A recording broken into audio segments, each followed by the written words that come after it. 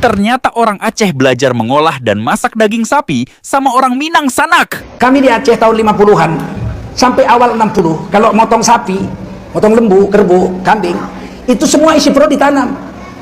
Nggak dimakan itu.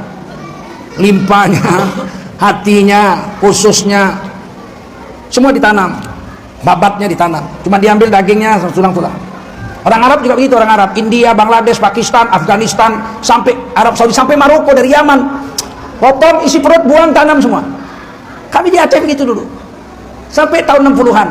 Habis PKI meletus, mulai banyak orang Minang ke Aceh. Asal ada orang potong sapi apa segala macam mau ditanam, jangan nih, kau rancaman lah. Jangan ditanam kau itu, oh Masya Allah. Diambil sama orang Padang, orang Minang. Orang Aceh heran, hah? Ratusan tahun ditanam, dibawa. Tiba-tiba sore datang orang Padang, orang Minang tuh bawa satu rantang sama orang Aceh itu. Ah ini apa nih? Oh makanlah dulu. Usus dikari sama orang Padang, berkeringat orang Aceh tuh makan.